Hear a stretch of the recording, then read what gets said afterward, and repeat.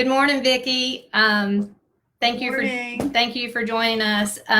This is Vicki. Is it DeMartinez? Okay, that's right. With the Davie Center for Violence Prevention, and I appreciate you taking the time to talk with us this morning. I know the timing is actually works out great because it is Sexual Assault Awareness Month, so I think you're going to be able to talk a little bit about that. We're hoping that this is also being streamed through through your Facebook page, maybe by a watch party. We're trying to get all techie here. So anyhow, well, I'll go ahead and get started with the questions. First of all, tell our listeners a little bit about you as far as, I mean, you can, of course, mention your role, but then just about you personally, so they might be able to feel like they know you a little bit better. Okay, so I'm Vicki DeMartinez. I have been with the agency for almost a year, and I'm the Human Services Coordinator Advocate for the agency. We have two. Our other advocate is Mary McLean. And in my role, I assist victims. In my prior role in a state, I have about 13 years experience with domestic violence with another domestic violence agency in that state, and I was the training coordinator there. So I do have a fair amount of experience with domestic violence in my career. Right. Davie Center for Davie Center for Violence Prevention, we do provide services for victims of domestic violence and sexual assault. Okay. And now tell us a little bit about you personally. Where are you from? Where do you don't have to give us your address, but where do you live? Tell us a little bit about your family. I was born and raised here in Davie County. Actually, I went to Davie County High School and graduated some time ago. Yeah. I moved away from North Carolina for almost about 30 years, and so spent years out of the state and have returned to my hometown. Yeah. And very glad to be back and being able to serve victims of domestic violence and sexual assault here in Davie County. Okay, well, we're glad to have you back as well. So, okay, well, I know you've mentioned it a little bit already, but just in a 30 seconds or less, if you need a little bit more, that's fine. Tell us a little bit about just sort of, I think a lot of times folks call it your elevator speech as far as what domestic or the center is about. Can you do that? Sure. Davie Center for Violence Prevention is the domestic violence agency and rape crisis center for Davie County. Okay. So provide a number of services for victims of domestic violence and sexual assault, and we also provide support services in addition to crisis intervention, advocacy for those victims, survivors, resources, education, and support throughout their experience with us. Okay. I know that some of that stuff is, it's obviously a very sensitive, very confidential situation, but just what does that kind of look like as far as when you say support or advocacy, or just what are some more tangible examples of what that looks like? Well, our core services really are our 24-hour crisis line. So we provide crisis intervention through our 24-hour crisis line. People call that hotline and they get a trauma-informed, well-trained advocate or volunteer who can answer their questions, work with them with regard to whatever crisis, whether it's emotional or physical that they're going through. We provide options counseling, and one of the major things that we offer is safety planning, especially at this time. We know that folks are experiencing domestic violence and other abuses in the home. Right. And they're like they're not able to get out, and they don't know what those resources, what those options are. Mm-hmm. And sometimes the safest option may not be to leave. It might be to stay in the home with their abuser. And so we provide information about how to stay safe in that particular situation, how they can mitigate some of the abuse that's going on. Okay. So if somebody, and this is just me speaking from somebody who, is not in the trenches, but for example, if someone were in a situation that was an active situation, obviously I would think the first thing they need to do if they feel like they can call is to call 911. But if they felt like they were able to call you instead, is that something they can do, and you all would be able to involve authorities if that were necessary? Absolutely. If it is an emergency situation, they can certainly call 911, and all of the law enforcement agencies in our area have resource and referral information that they will provide. The law enforcement officer might even call us from the scene. Okay. So they have access to our advocates 24/7. But in addition, if someone doesn't feel like they can call law enforcement, a lot of times abusers will threaten their victims. If you call the cops, it's going to be worse for you. If they can get to a safe location and call our crisis line, then we can give them information about what their options are and what they can do when it's safe for them to leave. Okay. The safest option for them sometimes is not leaving. Right. In fact, statistically, we know that most women who are murdered by their intimate partners, about 75% are killed when they're in that process of leaving. Okay. So it's very often not safe for them to just up and leave. Right. Okay. In addition to the crisis line, we also provide advocacy in the form of providing court accompaniment, hospital accompaniment. If someone is injured due to domestic violence or is sexually assaulted, mm-hmm. then they can call that crisis line, and an advocate will respond to the hospital if that's something that the victim desires. Right. And we'll provide that. Additionally, we will advocate with other agencies when someone is fleeing a domestic violence situation to kind of help provide some resources and other avenues for them to be able to get out. Additionally, we can provide some financial assistance for victims who are fleeing. And another one of the most important things that we can offer is temporary emergency shelter. Okay. Now, Davie County does not yet have a domestic violence shelter itself, but we do have options that we can use to provide temporary emergency shelter, and we do that on a regular basis. So okay. If a person who is experiencing violence in the home is not safe and feels like the safest option for them is to leave that situation, they can call our hotline or they can call law enforcement, and we will make sure that they get to a safe place. And once somebody would be placed in a, say if it was necessary to place them in a location outside of the home, I assume basically because they're basically one of your clients at that point, there is some added security that obviously I know you wouldn't be placing a security guard there, but I would imagine it's just a matter of knowing that is on the radar, and they do have that added security, if nothing else, just emotional security.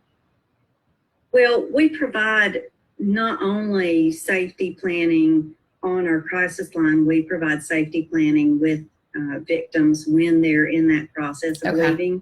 And so they are ultimately going to be responsible for protecting themselves when mm-hmm. it comes to out in the community. They have to live and work Right. in the community, and their partners are also living and working in this community. So there is a fair amount of safety planning that goes along with the services that we offer. One of our recommendations always is, if you feel like you're in danger, always get law enforcement involved and make sure that you have a plan for your own safety, how to escape, how to get your children to safety. Those are important things that most people who are not involved in domestic violence, those are things that most people don't really think about. Right. And this is an added layer that victims of domestic violence really have to think about. They're in survival mode almost all the time. Right. And help them to think of better ways to be safe and really kind of educate them on some of the possible dangers that they might be in. A lot of victims don't realize how much danger they are in from their partners. So when they come in to our office, when they talk with us, we tend to do a dangerousness assessment. We assess how safe they are or how dangerous their partner might be. Right. And we provide them information about how they can be safer based on what they tell us. Okay. For each individual person who contacts us, we are doing assessments to see how much danger they might be in, how we can help them be safer in any given situation. Sometimes that is a recommendation to come to a shelter or get to a safe place. Sometimes that's a recommendation for getting a 50B or a domestic violence protective order. And so we can assist them with doing that as well. Part of our advocacy involves e-filing. So they come to our office, we can do that e-filing here, one-stop shop. They don't have to go to the courthouse or anything like that. And we can help them try to get an emergency order through the court. Okay. Is that what the e-file is, the emergency order? Okay. Once that order is issued, then there will be a court hearing, and we have court advocacy as well. So we'll attend court with the survivor and provide emotional support and information about the court process as they wind their way through that. Yeah, and I've always heard that a lot of times victims get to the point of, I guess, filing charges or the court process, and then that sense of fear takes over and they back out. So I'm sure having that court representation, somebody to go with you and give you that emotional support to remind you that you're doing the right thing and you're doing the right thing for you and your family is invaluable. So go ahead. We like to think it is. All of us here at the agency, we as a group have over 30 years experience working with victims of domestic violence. Our advocates are well trained and trauma informed. We also understand that domestic violence and sexual assault are complicated issues. We understand that the dynamics of a domestic violence relationship are more complicated than this happened, let me leave and never go back. Right. What happens a lot of times is that victims will leave, return, leave, return. And on average, it takes about 7 times for a victim wants to leave a relationship that is violent or abusive. It takes a bit of time for them to do that. And we understand that. Right. Sometimes family members and friends don't understand. Sometimes they will cut off support for victims who leave and go back. But we understand that that is part of the process.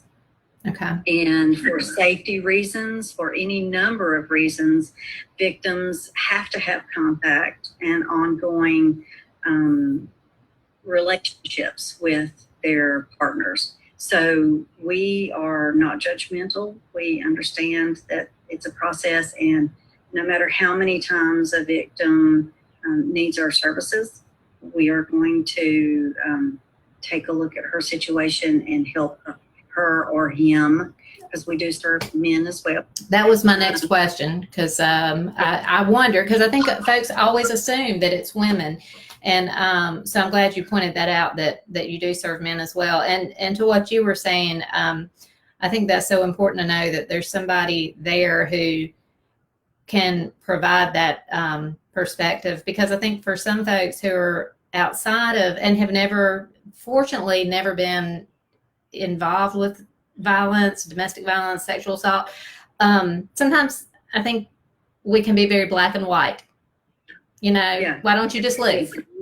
Yeah. So I think it's great to know that there's somebody there who can see the gray.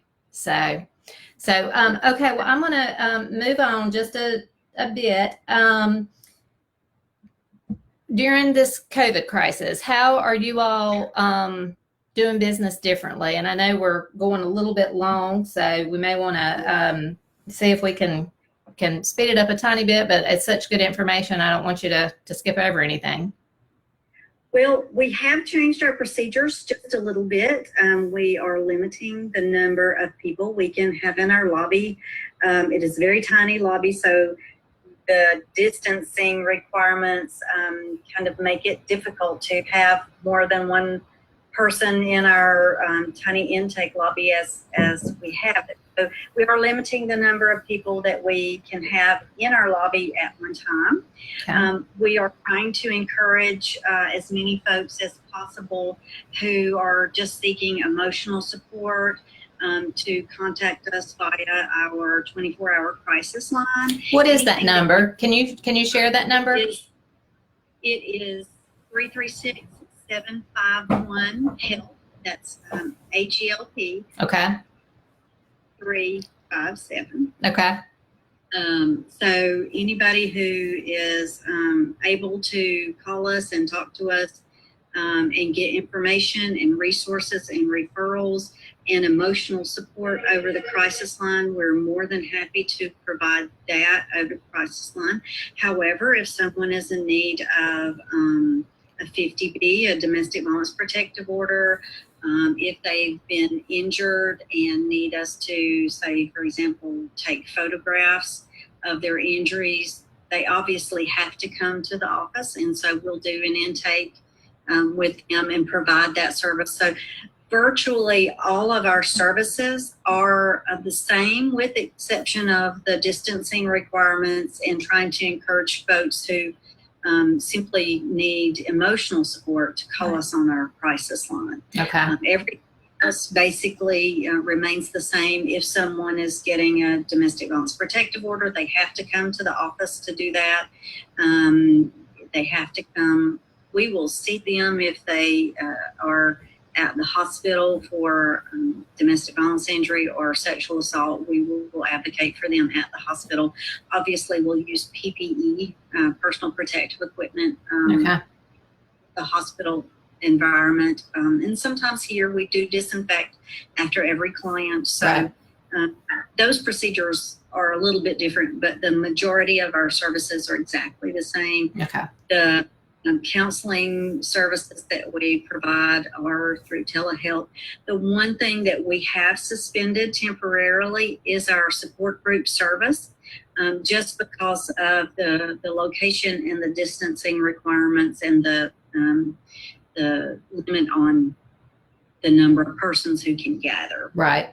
Okay. We're exploring alternative options for that in the meantime. Okay. I have one last question for you. I know we mentioned earlier that it is Sexual Assault Awareness Month, and I've seen a little bit on social media the Start by Believing hashtag. So I just wondered if you could just real briefly tell us a little bit more about that and how folks may be able to be involved in that initiative. So one of the most important things for victims of sexual assault is that the persons to whom they reveal this horrible thing that's happened to them, the persons that they trust most and they reveal this to them, is that they believe, right, that they provide support and don't engage in victim blaming language, like, right, well, what were you wearing? Were you drinking? Those kinds of things. It is never the victim's fault that they were sexually assaulted. Okay. And so the first thing that someone can do is to say, I believe you. I'm sorry this happened to you. It wasn't right and it wasn't your fault. Right. And so for all of us, we have posted on our Facebook page a link to the hashtag Start by Believing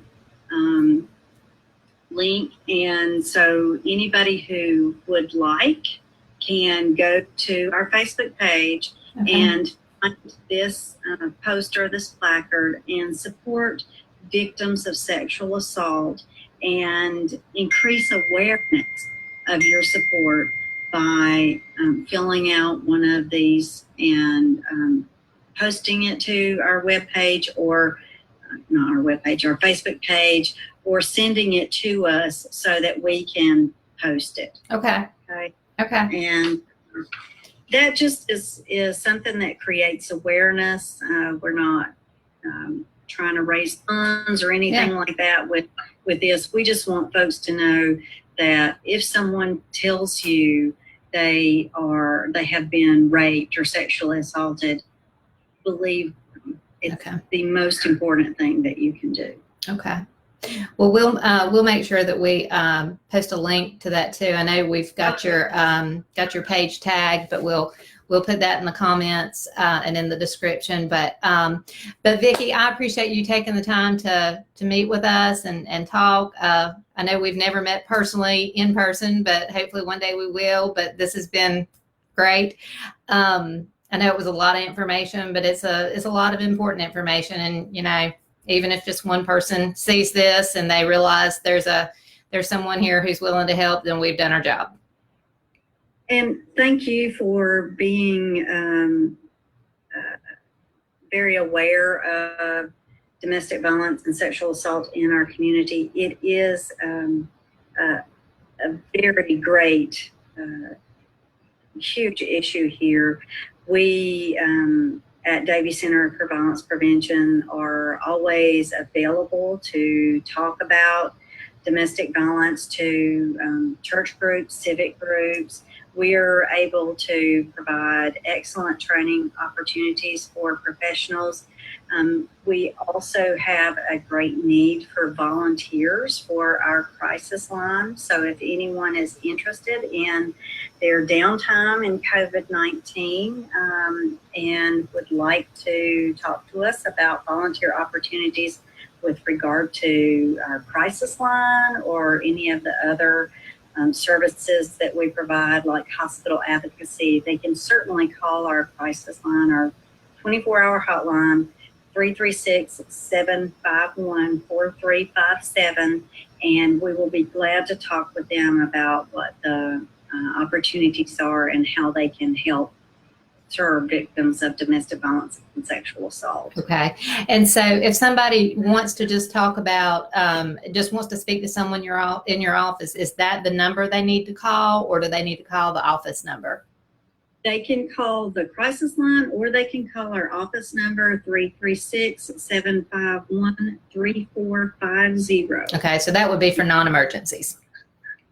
Yeah. Okay. Both lines ring in at the same time. So we're answering them all just like a crisis line. Okay. So. Okay. Well, thank you so much. I've enjoyed it. I've learned a lot. I hope folks who are listening, I hope they've learned, and I hope they'll share this information, because again, if it reaches just one person, then that's right. That's what we want to accomplish. So you have a good day. And again, I hope we meet in person one day. I'm sure we will. Okay. Thanks, Vicki. Have a good day. Bye.